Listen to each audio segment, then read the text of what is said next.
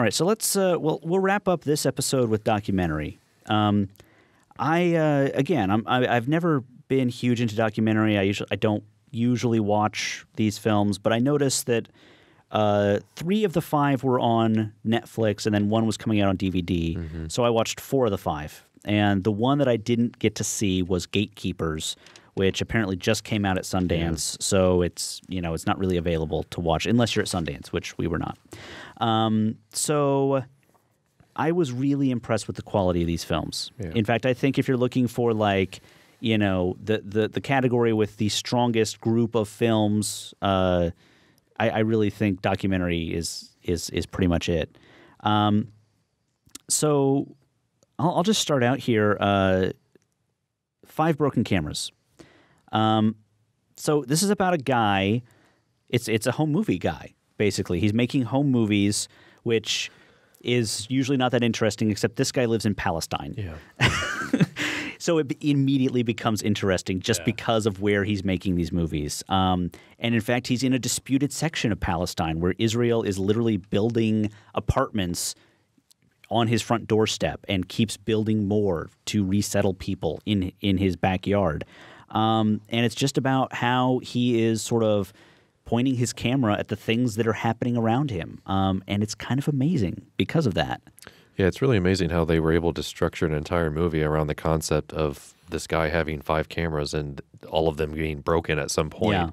Yeah. 2 of them shot. Yeah, due to the conflict. And you see the cameras themselves. I mean, it's the opening shot of the movie where you see these just very basic cameras that this guy's using to film his life. And much of the film is him filming sort of the conflict between, these two groups of people and sort of the protest that his small village, go through. And from that, you sort of extract these a couple of main characters, and which was really interesting is that he's really not a main character in the movie until I would say the last 20 minutes, probably, where it kind of turns the focus on him a little bit. But you just sort of see these people sort of get extracted out of the movie as leaders in a sense, and sort of their plight to do what they feel is right for their people, and sort of shows the conflict between these two groups. Yeah. I really liked it. I don't want to say it was my favorite. No, it wasn't my favorite out of the group, but I definitely was sort of amazed on how a lot of this, not found footage, but a lot of this sort of just generic footage of sort of these things could sort of come together, because it's very heavily based on narration as well. Mm-hmm. He sort of describes everything in very meticulous detail in terms of sort of backstory, how these people are connected, and really helps interweave all the scenes together. So I with that, I thought that out of all the movies, I thought it did the best in terms of putting sort of a narrative to what was going on out of all the random footage they had, which I thought was pretty interesting. And it was kind of interesting too, because obviously you're dealing with 5 different cameras, so you're dealing with sort of 5 different qualities of footage, as well as sort of how his shooting gets better as sort of the time goes on, because it's like long stretches of time. He has these cameras for almost a year each, it seems like, and it's just like, oh, he's getting really like better, and he almost like he has like a shoulder mount, so that he can like steady the shots, and is sort of like knows how to like rack focus properly, and it's really interesting on how sort of, if you look into it in that sense, how he really becomes a much better filmmaker as the movie goes on. Yeah. And isn't the original reason why he got the camera was so that he could film his son growing up, essentially? Yeah, basically. That's the only reason he got the camera. And then he became the guy in the village with the camera. Right. And so people would say, hey, come film this thing we're doing. And then he would. And he just happened to be in a place where, this was happening. I like also that it's not very heavy-handed. It'd be very easy to make like a serious like attack documentary, but it's literally just this guy is just filming things and just saying, this was the day when Israel came and here's their soldiers, and you just watch what they do. That's it. Yeah, it really kind of speaks for itself. Yeah, you don't need anyone sort of saying anything really intense about it. Then there's Invisible War, which is about sort of this somewhat lesser known idea of the lesser known prevalence of rape in the military. Yeah. Female soldiers, the stats, I can't remember the exact numbers, but it was something like 25% of female soldiers are raped by the time they get out of the military. Or sexually assaulted. Sexually assaulted, yes. It's not always, rape is a very specific term. Right. Let's be clear about it. This film just floored me. It ruined my day. just knowing that this exists. I've never cried during a documentary. I cried during this film. I was literally watching a scene and I just sobbed. Just had no idea that was about to happen and just sobbed.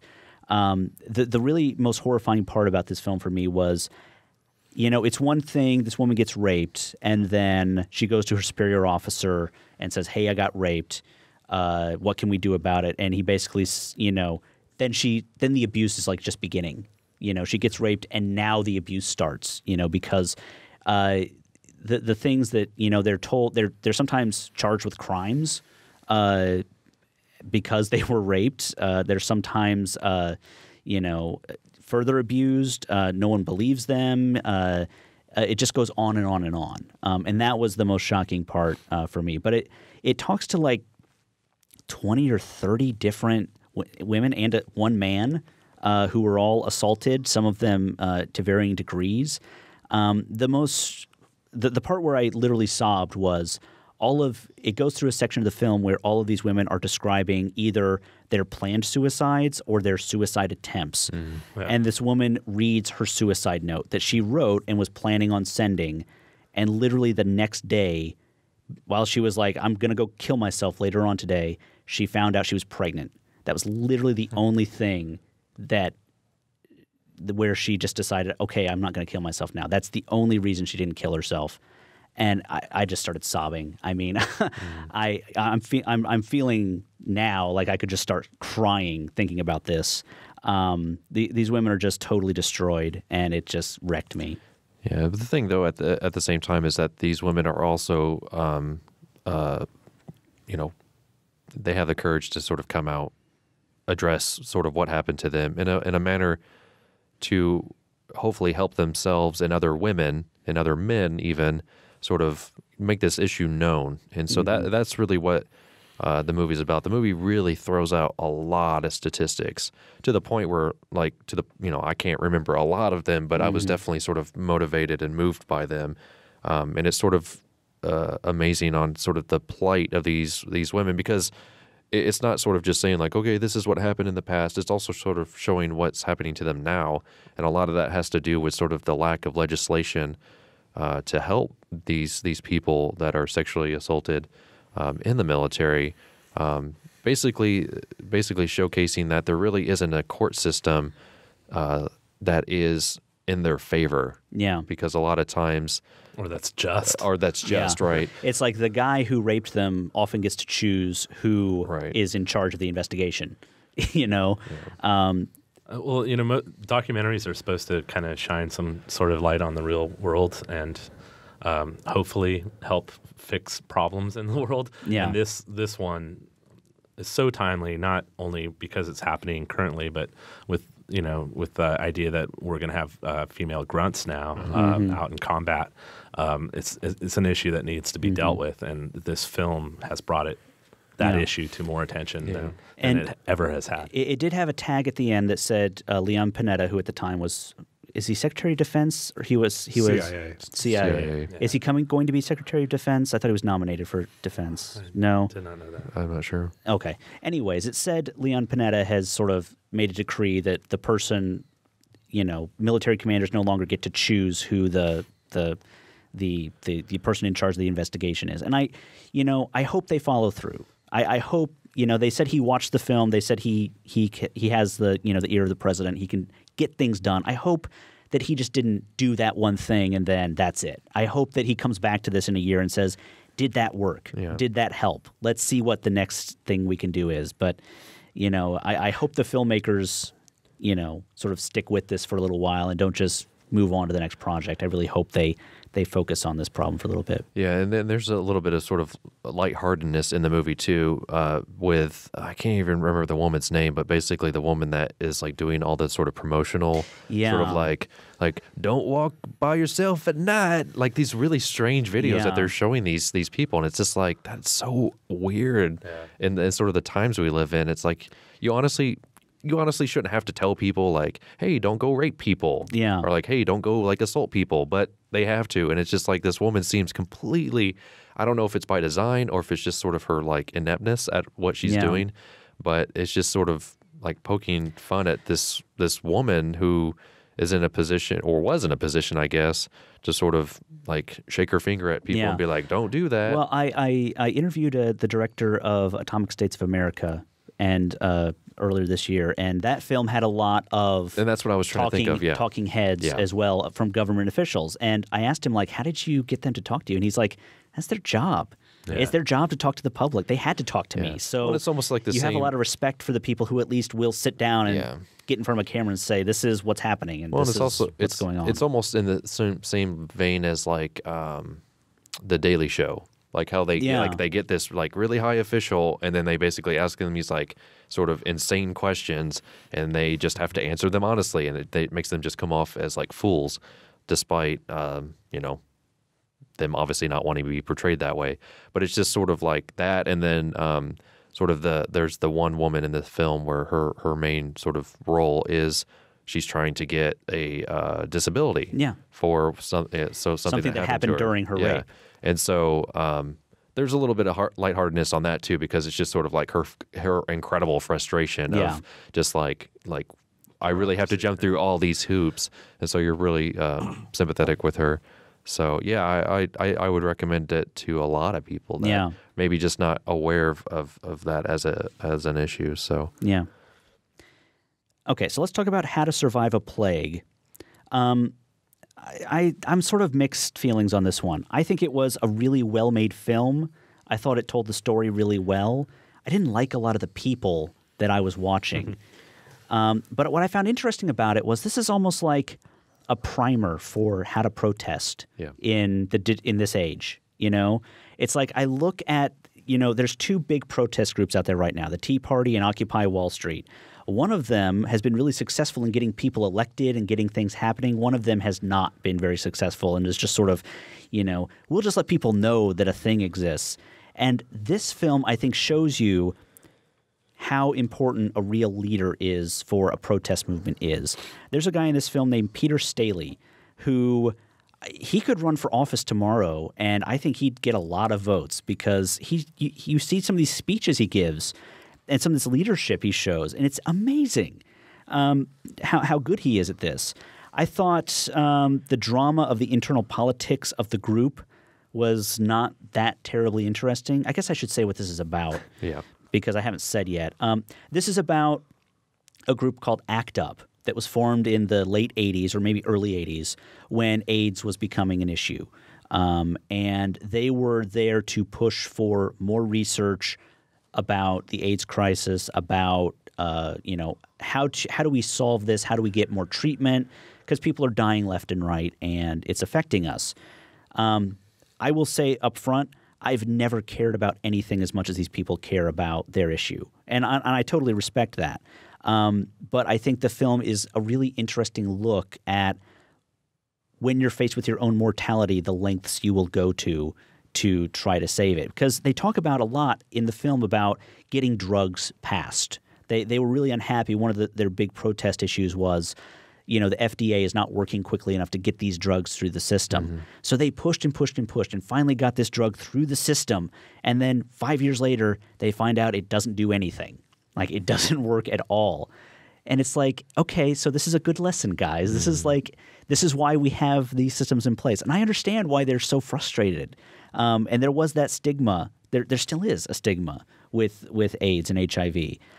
So I understand why they had to push so hard. But at the same time, I kind of feel like, well, there's some lessons here, Yeah, what I really I think out of all of them, honestly, this is my favorite movie, and there's a couple of reasons for that.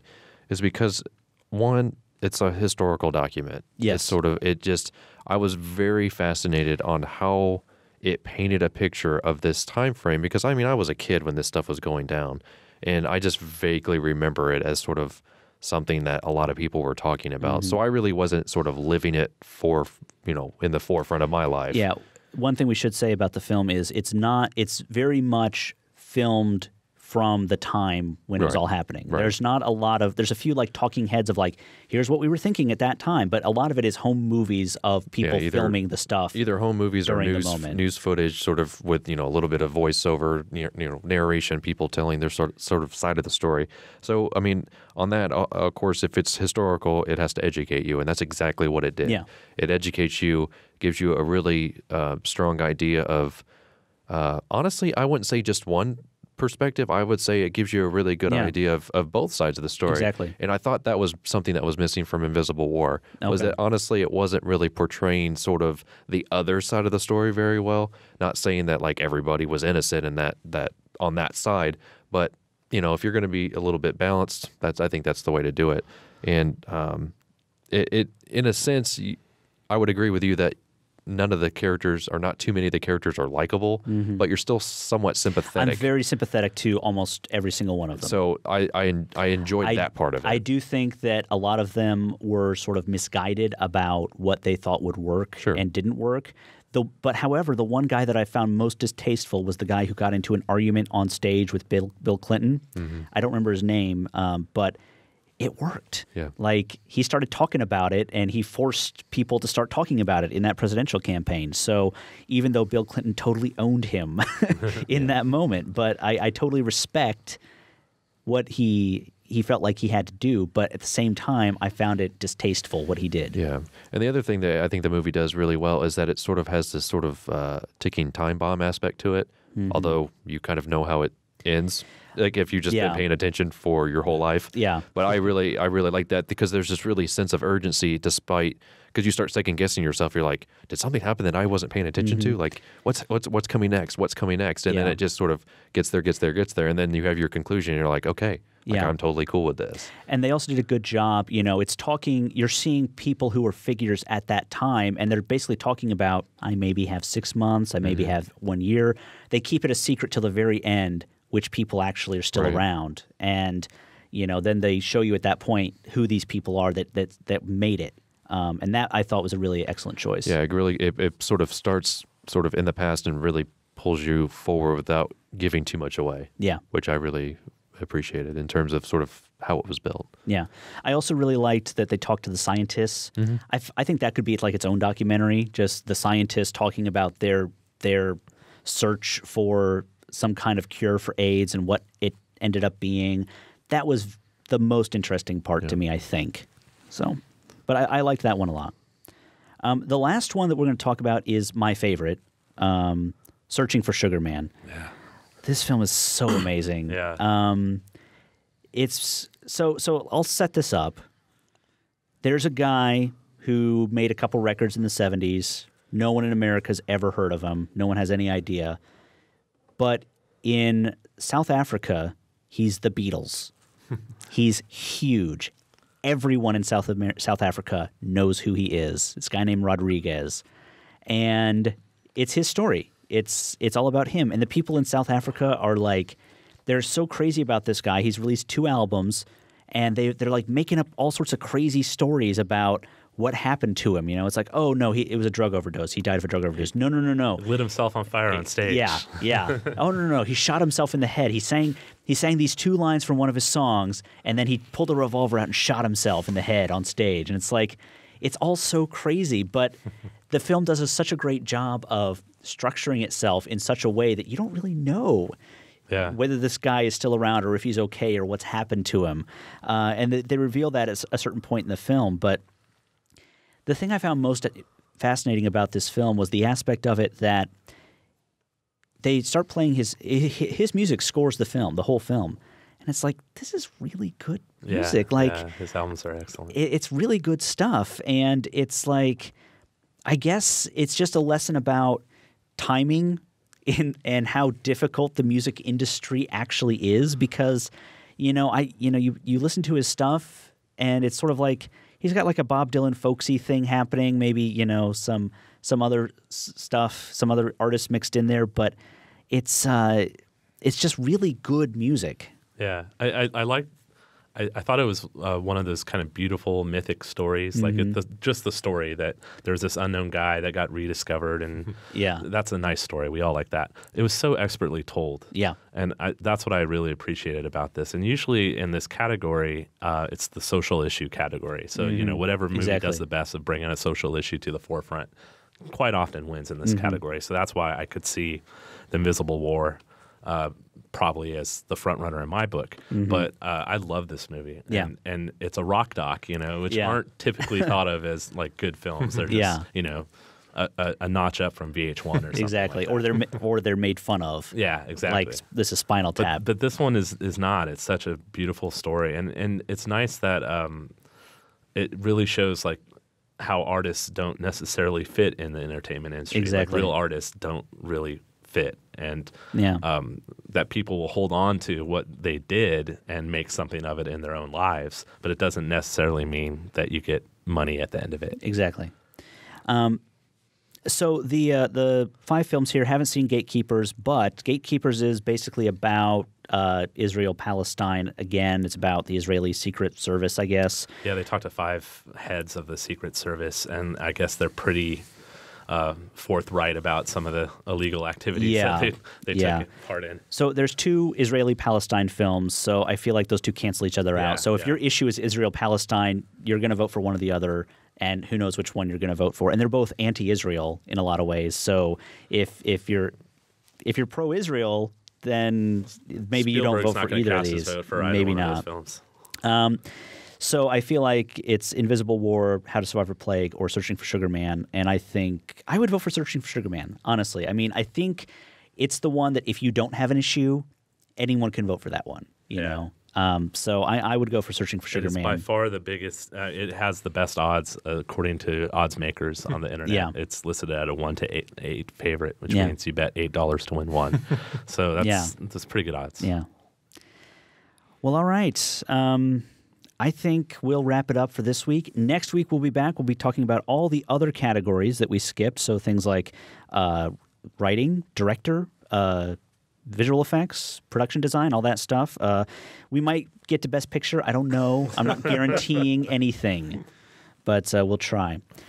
So Craig, James, thank you guys so much for joining us. You'll be back next week. In fact, in about 20 minutes. But you'll see it next week. So thank you guys for watching and listening. I'm Andy. And I'm Jason. This has been, and always will be, A Place for Film. A Place for Film is recorded at WFIU Studios in Bloomington, Indiana.